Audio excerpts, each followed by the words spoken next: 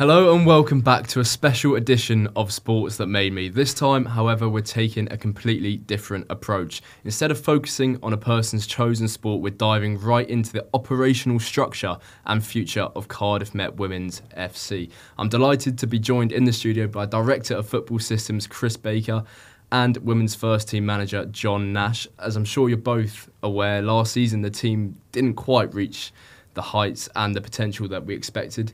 But despite some really impressive performances, the team were relegated to the Adran Women's South. But it's not all doom and gloom. So starting with you, Chris, from an overview, how do you reflect on last season? A period of significant change for the football system. So it's probably important I start with the transition from the football club. And the football club moving from the SU over to Cardiff Met Sport and now being set up as its own sort of subsidiary company. So that's meant there's been lots of changes internally in terms of workforce, new ways of working, new people in the environment. So that's often unsettling for people. If I look then at it from sort of a performance lens, we lost our previous manager with a couple of weeks before the start of the season, so I think that was probably an unsettling time for the players who'd been used to a certain way of working, and then I came in. Wasn't planned, wasn't something I anticipated that I would be taking on, having started my role as Director of Football Systems within September, but I think it was an opportunity that I needed to take. I've a long-standing sort of affinity with Cardiff Met. I know the academy space very, very well. Played within the men's provision for the best part of 10 years. And probably one entity which I didn't know as well was the women's space. So for me, it was learning. It was going in and getting a sense of the environment, getting a sense of where the real strengths are, but also where some of the real challenges are. Yeah, I was sorry to cut you off, but I was about to ask, with you taking over as kind of an interim kind of coach, do you think that highlighted what needed to be done and what was working well, what wasn't, and then how, like, obviously now moving forwards, do you think that time as interim manager has kind of helped shape the team going forwards? Yeah, absolutely, because I think you get an understanding of people. I think you get an understanding of the environment and how it's operated. And look, we made changes. We recognised that we needed to get someone in. We were really happy with the recruitment process which we underwent, and there was a standout candidate who, from sort of day one and the first day meeting him, was incredibly infectious, and being in the environment and getting to know the players. I think the decision was influenced by that and the type of character that John is. And look, John aligns with me in lots of ways, that he's incredibly ambitious. And having worked with him, granted over a small period of time, I see someone who's come in and had a real impact on the environment, not only in terms of what's happening on the pitch, but in terms of some of the standards and expectations, and we talk about it a lot, understanding what it means to play for Cardiff Met Football Club and what it means to wear the badge is really important for us. So that in itself, has been really refreshing. Of course, results didn't go our way. There's other external factors, at play. I think the development of the Adran Premier League generally over the last 2 or 3 years, I've been really impressed with the trajectory in which it's going. And I think it speaks volumes to the level of investment and the profile and visibility of the league. Now for us, it's trying to compete within that sort of structure. There's challenges naturally. But that's not to shy away from the fact that there were things which unfolded, which on reflection we could have done a lot better. But this has been an opportune time now for us to really take stock, to reflect on what's happened last year. I think most importantly, not pay lip service to it as well. It's all well and good saying we can take accountability, we can reflect. I think it's a period now where we need to see some action, and I've been really pleased with some of the work that's gone in from the team over the last couple of weeks and months to ensure that we start 25-26 on the front foot. Yeah, so kind of past the past. Let's see how we're going to be Yeah. moving forwards. I'm going to throw over to John now. As Chris said, you came in last season and you spoke about the positivity. Obviously, with the results and the way the season ended, I do have to say, going down to training for some of the interviews and stuff we've done for the Cardiff Met Football Show, there has been that real positivity, which I think's absolute credit to you and your staff as well. But reflecting on last season, talking about now, as we said, past is the past. What is it moving forwards for Cardiff Met Women's FC? So I'm really, really excited for what's to come for Cardiff Met. So, like Chris said, when I came for the job, it was sold as a project, and for me, everywhere I've been, it's been all around projects. And this isn't a 1 year, 2 year, this is a 5-year plan. Chris has made that clear in his strategy for the football project across the Bucks provision as well as the Sunday team. So for me, it's just, like I said, it's a really exciting place to be at this moment in time. Like I said, what happened in the past has happened. We can't change that. We now have to move forward with that. And that's the message that's going to be, definitely sent through pre-season, that it's a fresh start. We're not entitled to anything at this football club. Everything has to be earned, and where Chris talked about what it means to be a Cardiff Met person, I think that's so important. Every football club I've been at, it's been all around the club I've worked for. You have to understand there's a pride and a passion that comes to it. Not everyone has the luxury to go and play at the highest level of football, and some people take that for granted, and that's what I want to make sure that we get back to this football team, is that they understand that we have to earn everything. Next season, we know where we're going next season. We're going into the Adran South. That doesn't mean we're entitled to go straight back up. Yeah. We have to earn everything that we do. And I think that's so important that the girls understand that. And that's going to be the leading message that goes in across that. Because we know there's clubs in the South that are going to turn around and say Cardiff Met will go straight back up, etc. We understand there's going to be a pressure to that. But it's about me managing those expectations, which is a massive thing. But we've got to get it right on and off the field with the recruitment that we get within this team for next season as well. So, talking about aspirations then, are you targeting a promotion, or is it more just kind of making sure the foundations are in place first and then really pushing on? Yeah, listen, for me, I would love us to go straight back up. The objective will be to go to the playoff final game. That is always, aspirations, because, like I said, I'm ambitious and I want to get to those levels. But we have to be realistic as well. We have something that is growing underneath the first team, which is a really, really positive. Because what I don't want to be is a club that goes up, down, up, down, up, down. I want to be a sustainable. That was one of the things I came into the interview with Chris and turned around and said, we have to be a sustainable tier 1 side. What we don't want to be is go straight up to come down, etc. Yeah. It's making sure that the structure's around there, and that starts with the youth, to understand that the players coming through, we are targeting in the next 2 or 3 years to really make this football club, like I said, sustainable. So we are, competing in the top 4 or even the 5 of tier 1. And I think that's a really good point to move on from with the academy. Obviously, loads of trials have happened, had loads of sign-ups. I'm not sure which one of you is probably best to talk about it, so I'll leave it as an open-ended question. Yeah. But talk to us about the academy. Obviously, there was great news in the summer already about the status of the academy. But for the women's side, with the sign-ups, the trials, how have they gone, and how many players have signed up for it all? Yeah. I think before we probably get into the trials in-house, I think a lot of recognition has to go to the work of the FAW and what they've done in terms of planning and implementing a structure which is going to support the development of women's and girls football for the future. So I think massive kudos has to go to the FAW department. I think in-house I've been absolutely blown away, firstly by the work of the team. This was put on our radar. Our expression of interest went in, and the work then from a number of key individuals enabled us to get a really robust and comprehensive application over the line. And I was really happy with that submission.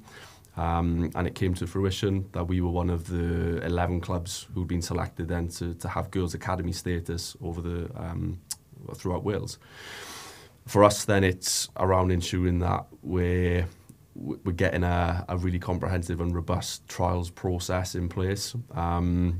we've been blown away in lots of different ways around that. We've been blown away, firstly, by the level of interest. If I take the under-13s girls academy alone, you know, we've got circa 120 girls signing up, which is really, really exciting. And then I think secondly, blown away in respect of the talent, which has been on show. You know, we've had various trials under 17s, under 19s, under 15s, under 13s across the club, and I think there's one common denominator. The standard has been superb. And we're really, really excited by that. And I think it speaks volumes to one of the points that John raised there. You talk around being sustainable and not perhaps being this yo-yo club. I think probably one area where I've come in and identified, you know, we need to do a little bit more work is in what that junior pathway looks like. And that's not to underplay some of the fantastic work which has happened to date. I look at Stacey Aylin, who's our women's football coordinator, and the work Stacey has done within our development centre, and also now within our under-16s. We're going to be progressing to 17s next year. I think, you know, really speaks volumes of the type of individual she is, and how much Cardiff Met means to her. So for us now, it's how do we grow on that? How do we put really strong foundations in place where, you know, aspirationally, I talk a lot around parity. How do we get our girls' academy in the same space that our boys' academy is in?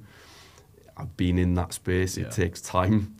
You know, I remember the days where we're scratching around to get 11 players out on the pitch, you know, and you sort of fast forward 8-9 years later and you're running a revered category A, you know, academy. Aspirationally, that's where we want to get to, you know, within that girls' space. But it takes time, it takes patience, and it doesn't happen without a real clear strategy and real clear foundations on how you want to do things. Being that one of 11 clubs with that academy status, that's got to be a great selling point, isn't it, to attract players? Yes, it is. I also think that when people come into our environment, there are other things which are, I think, really unique to us and unique selling points. I was going to follow on after your answer with what else there was. So yeah, I'd probably pass over to John because I know we get onto the performance services teams and some of the broader offers we have as part of that provision. But I think that's probably been my big takeaway since coming in, is seeing the level of professionalism across the board in terms of the S&C, the athlete lifestyle support, you know, psychological support. There's nutritional provision available, performance analysis. So, in terms of that multidisciplinary team, it's really strong. I think that offer for any young player coming into an environment is a really attractive one. Yeah, so we'll throw over to John again then to finish off the answer to that. What other selling points, obviously as first team manager, would you say to a player wanting to come and play for Cardiff Met, or maybe a person who is a bit indecisive? How would you get them over the line? So funny if you say that. I've actually been having conversations in the last 2 weeks with players that, you know, who we're looking not just for the Sunday team, but from an educational point of view as well. What we're trying to say to them, if they're 16, 17, have you thought about what your next steps are after high school, you know, or sixth form or college, what that might be? And, you know, when you look at a university like Cardiff Met, I've been in certain environments, you know, with certain clubs that I've worked at, and I've not come across any type of environment off the field that has the support that they have here. And that, for me, is the unique selling point here at Cardiff Met is, you know, how many clubs can say that they've got nutrition coaches, a player care person, psychology, full-time physios, GPSs, sports scientists, etc., which for me is something that you'd expect like at a Man United or, you know, or at Man City and stuff like that. And we have this at Cardiff Met. And that, for me, is the biggest selling point here is, you know, like the great work that they've done in the boys' space is really exciting to what the girls going to come forward with it. So, you know, every phone call I've had, I said that you'll have this type of support, even the work from analysts, people that you'll have, you know, you can have team stuff, individual sessions as well. There's going to be so much on offer for someone that is making a tough decision. Let's be fair, it's going to be a tough decision because, like decision. We've got many clubs that will be doing the same. But like I said, what we have to do here is we have to have people that want to be here and want to be Cardiff Met people. And I think, like I said, the people that Chris has spoken about himself, Stace, me, the number of people that, let's be fair, at these trials that helped out in these last 2 weeks has been phenomenal. You've got Craig, who leads in from the recruitment point of view, Jamie, who's the under-17s. You've had Zeke from a first-team point of view. And I think what makes it really special for me is that you've got a first-team manager that's really interested in what goes on in the academy. Yeah. So I've come from an academy background. And for me, I think it's important that the first-team manager knows what an under-13 player looks like, what an under-15 player looks like in 17. So, you'll have that touch and they'll see that presence of myself as well as other people like Chris around at all times where, will they get that everywhere else? I don't know. But that, for me, would be our unique selling point here, 100%. Definitely. And obviously the academy being a massive change this season. Chris, what other changes are there in terms of the provision for Cardiff Met Women's FC? We've been really active in the community. Yeah. I think, and it taps into some of the university's broader objectives. We talk a lot around civic mission and understanding our responsibility to engage and activate our communities. So we've done a lot of work with our physical health and activity team, and we have a lot of fantastic staff within Met Sport who've been so invaluable in terms of setting up these connections. To date, we've run two community sessions in conjunction with Cardiff City in the community, girls-only provisions, with over 200 girls attending. And then we've done a lot of work then with schools within sort of the Land Rumney and Cardiff East sort of area to run sort of tournaments for primary school kids as well. And I think we always get gravitated towards performance, but it's recognising that the football system is so much more than that. And if I take a look at my aspirations for the football club, talk a lot around belonging and talk a lot around sort of engagement and connection. And I think that and performance in lots of ways can work hand in hand. Yeah. Is how do we go out to the community? How do we bring Cardiff Met to aspiring footballers? To then hopefully translate, more and more players coming in and seeing the next Anna Houghton, the next Faith Malenga, these types of players who are playing within our first team, that we've actually got, real aspirational figures for young girls to aspire to. Yeah, and I was going to say, how, with that community feeling, how important is that to have a successful women's team? It's massive. I think it's massive in lots of different ways. You look at the academy provision now and what this does for us, not only in terms of strengthening the pathway, but also then recognising there's other opportunities from it. How do we create commercial opportunities, sponsorship opportunities, which really then accelerates the sort of the profile of a lot of the players who are in the environment. So there's so many different facets, to it. But I think the overriding emotion is just one of excitement, at the moment around, having a clear plan in place is important, but then working collectively and having a real strong team around me that are really driving this women's and girls provision forward. Yeah, and I can tell just from both of you speaking, there is a real excitement about this new season as well. But I kind of want to touch on Bucks as well, because that's obviously a competition that Cardiff Met get to play in, obviously as a university.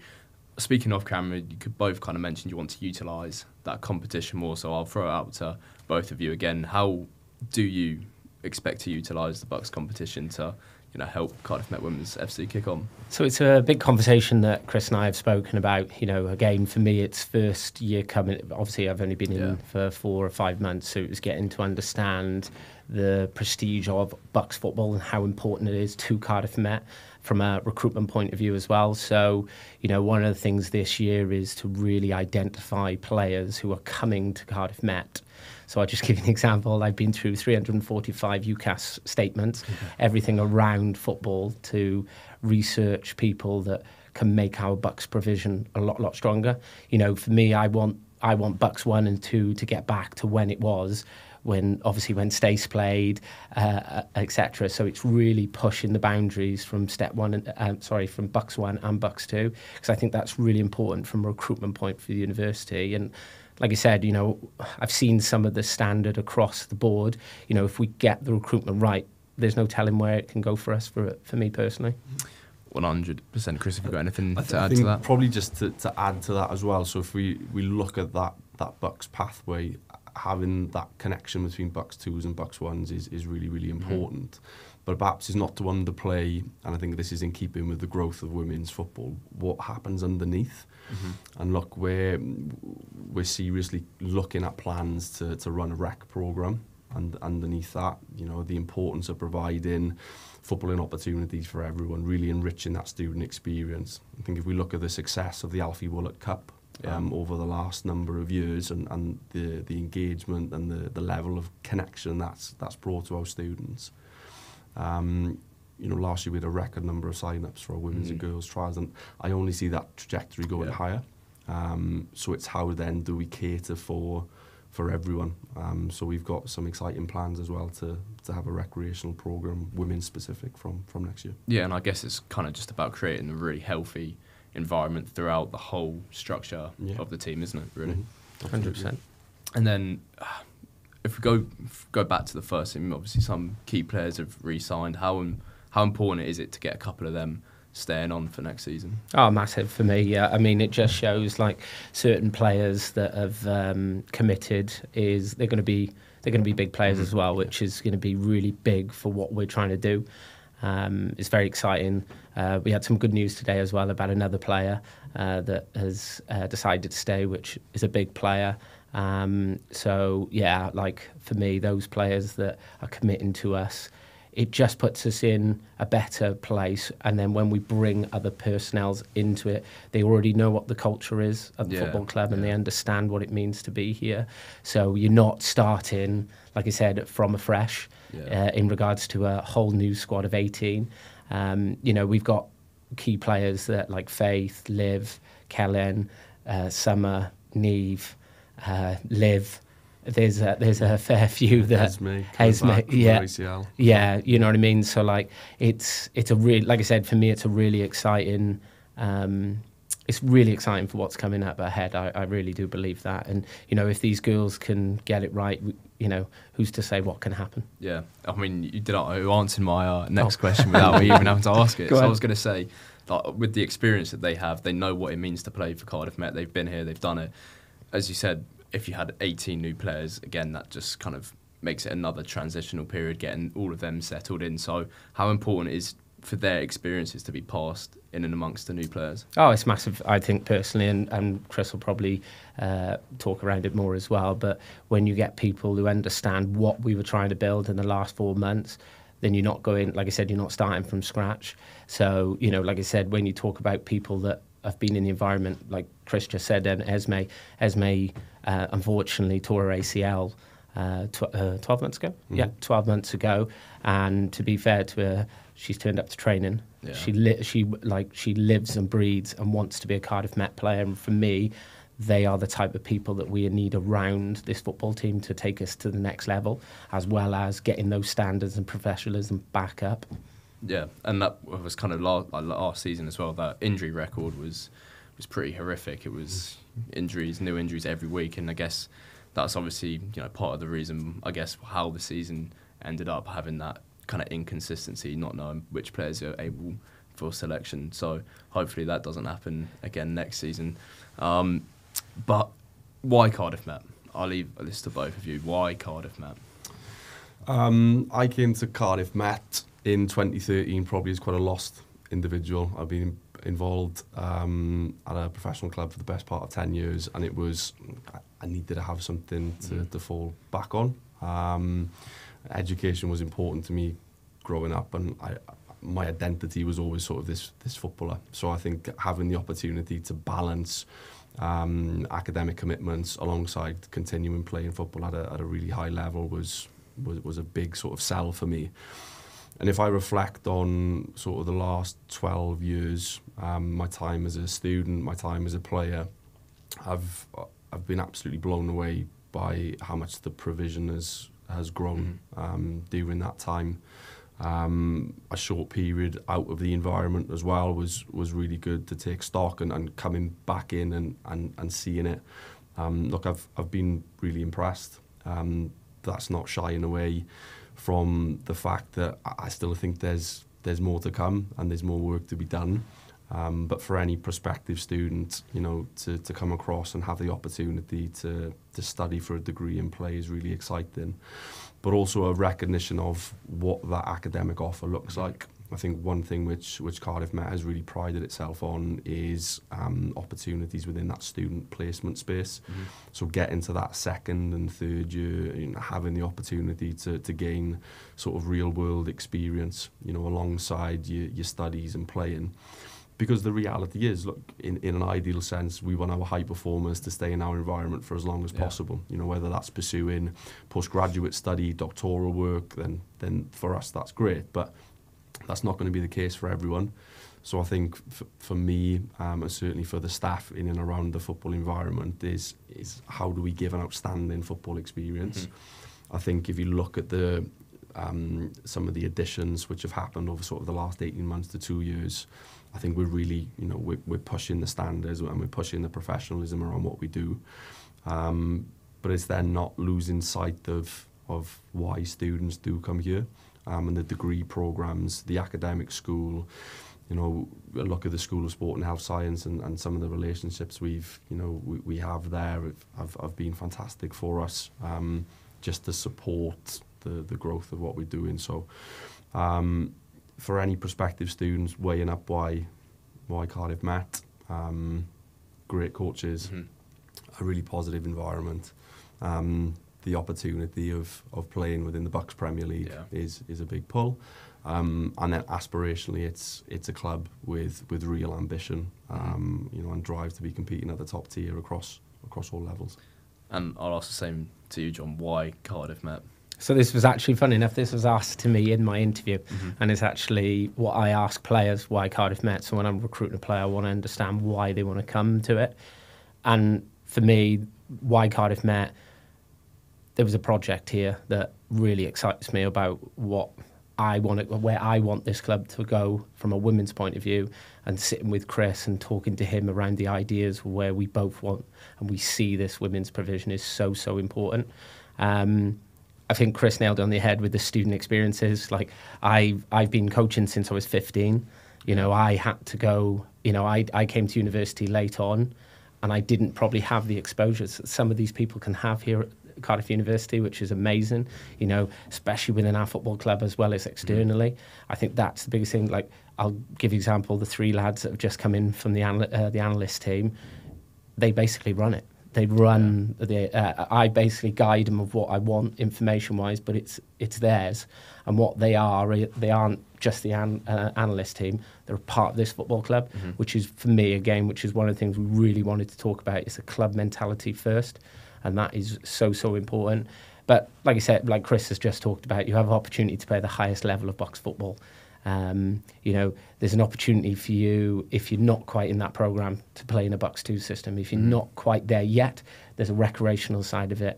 You know, because you never know, we might have players here that who are playing, you know, Bucks for netball, hockey, or whatever that might be, who don't go home on a weekend and don't play for a club side on a weekend, then that's opportunity for us then to look for them for the Sunday team. But yeah, I mean, like, again, just going back to the performance team, that is a massive selling point here of what access they have to the performance team is so important here. Yeah, and well, just as an example, a couple of years ago, the men's second Bucks team actually ended up winning the league and cup, didn't they? So it just shows the opportunities are there despite what team you may be in. 100%. But in terms of recruitment, you've obviously both kind of mentioned it briefly, but how important is it to have the right type of person?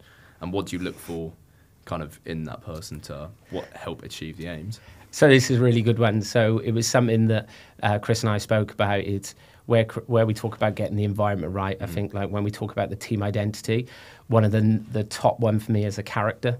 And what I mean by a character is someone who, when challenging challenging times are around, how do you act upon that? I think that's really, really important, because, you know, we have values as a women's team, you know, about openness, honesty, how we treat other people. I think character now more and more within the game is getting more important. You'll hear first team managers talk about this all the time. You know, everyone's great when they're winning a football match, aren't they? You know, everyone's smiling, everyone's confident, etc. But the real gems are the ones that, when their back's against the wall, how do they deal and cope with that environment is really, really important. So, you know, we have a culture now here is no egos, no excuses, just effort. So for me, like I said, you put your ego and you leave it, as they would say, you leave it at the door, and you walk in, that everyone's a part of what we're trying to do, which is the bigger picture of Cardiff Met. I think on that recruitment lens as well, we talked a little bit around is how do you see opportunities from setbacks, and I think the transition from Adran Premier League to Adran South does create some new opportunities for us in terms of how we recruit, but then ensuring that recruitment really aligns with some of the broader university objectives as well. So we have new opportunities within international recruitment space, which perhaps we've been restricted from previously within the Adran Premier. So it's looking at things pragmatically. Of course, like a really difficult time, but now an opportunity to seize new opportunities, and as John says, you know, getting the right people in the environment, giving them, you know, a really structured program which enables them to grow on and off the pitch, I think is our priority. Yeah, and like John mentioned it earlier, the project being a 5-year plan, so to say. Obviously, it's football; you can't predict everything. But if in an ideal world, where do you see Cardiff Met Women's FC in 5 years' time? In 5 years' time, having an established girls' pathway, I think the way in which the FAW introducing the teams in a phased manner. So I think by sort of 29, 2030, having, you know, a really robust pathway in place, and a pathway then which, you know, emulates a lot of the fantastic work which is being done within that boys space. I think for me that's a big one, because I think if we get that pathway right, then that conveyor belt into that first team and that performance group, I think naturally looks after itself. Again, it's identifying opportunities, is how do we upskill our staff? I think that's really, really important. You know, how do we transition C's to B's to A licenses to ensure that, you know, the players who are coming into the environment are getting, you know, a fantastic on-pitch pitch offer.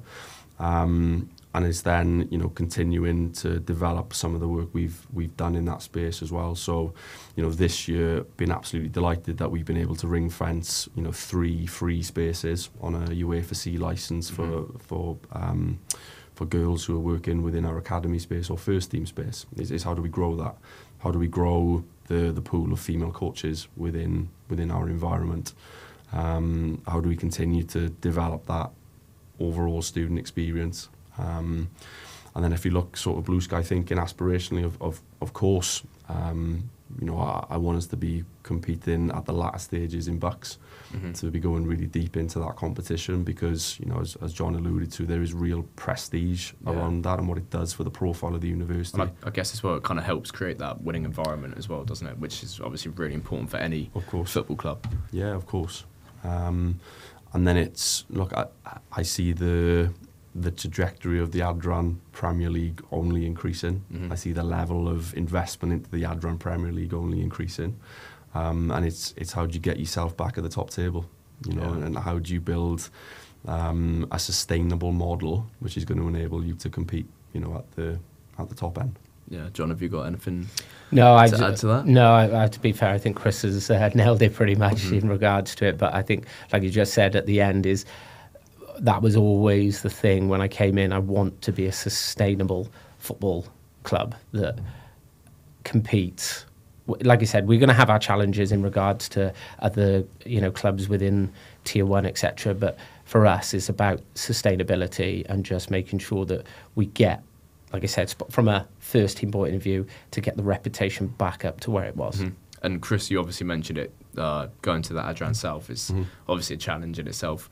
So I'll throw this open to either of you. How much of a challenge do you think that league is going to be, facing different teams, and how do you expect to kind of deal with that? Listen, like I said at the start, us going down doesn't mean that we're entitled to win that league. It's a challenging league. I've been in that league before with Abergavenny. When I was at Abergavenny, we got demoted down into Tier 2, and we came straight back up. But it did have its challenges, and it will have its challenges. We will be playing on some grass pitches, etc., that will be challenging, but it'd be a good challenge for the girls. I think that's really important that we get that. But for me, if they apply themselves correctly, and we just don't turn up thinking we're like arrogant and being with an ego and stuff like that, then there's every opportunity that we can get to that playoff final. Anything? As John kind of said. Yeah, I think John's hit the nail on the head. I think it's probably the other thing I'd throw in the ring is just that connectivity between the Adran South and the Bucks. I think is obviously really, really important. But look, no new challenge, but it's a challenge we look at, with real optimism. And I know we've spoken about facilities kind of behind the scenes in terms of sports nutrition and all the physiotherapy and stuff. But John mentioned the pitch. Obviously, we've got great on-field playing facilities here at Cardiff Met, so that's got to be another great selling point for prospective players. Yeah, absolutely. I think the facility, we're in a space now where the growth of the football club is huge. We're looking to introduce new teams. That comes with some logistical challenges as well. So it's exploring, how do you manage that, and how do you increase your pitch capacity? I think that in itself is a challenge. But yeah, for any player coming into the environment who wants to go and look around, at the football 3G, the rugby 3G pitches we have, behind this, a really quality surface to develop, young aspiring footballers. Yeah. Will, I probably want to flip it on his head now and ask you a question. So I recall our first interaction where I've come into to Joe Towns' lecture and essentially just talked around the football provision and what we have to offer. How perhaps has it lived up to some of your expectations, and what sort of things have you seen over the course of the season as an MSc student? Yeah, it's been a lot, to be fair. Probably I've done more than I expected to do. Obviously, we launched the first ever Cardiff Met football show, which is the first TV show of its kind for a Welsh football team. Coming down to do all the football, the women's, men's games, even the Alfie Willett Cup. We've done interviews on players, features. You've been in quite a lot, featuring in it as well. As John doing the first interview with him. But yeah, as I said, one of the first things that kind of attracted me to the course was having played football myself to a decent enough level, and then getting injured and not really getting back into it. Then COVID came. I thought, well, what's the next best thing? Is obviously media, which I was really passionate about, and sport. So if I could combine the two, and as you said, you came in and talked about it, and the first thing for me that kind of really struck me was just the enthusiasm of wanting to make something better. And for me, I was like, well, if I can be a part of that and help get my ideas across and try and play a small part, or however big a part it may be, then I'd absolutely love to do it. And I think especially from the start, having seen the team in the league struggle a little bit to how it is now, the one thing that didn't change was the enthusiasm to get it going again, and then to see it now it seems like a completely different kind of environment, and the plans now, as you said, are in place, as we've talked about. It just seems like a really exciting time to kind of get involved with it all. So good. That would be my answer. Yeah, and thank you for obviously all your support over the course of the season. I think what you've done with that Archers football show has been fantastic, and really, really grateful to have had you in the environment over the course of the season. There we go. What a nice ending. Well, that's been everything for today's issue of Sports That Made Me, talking about all things Cardiff Met Women's FC. Thank you to Chris and to John for coming in to talk about it as well. And that's all we have for today.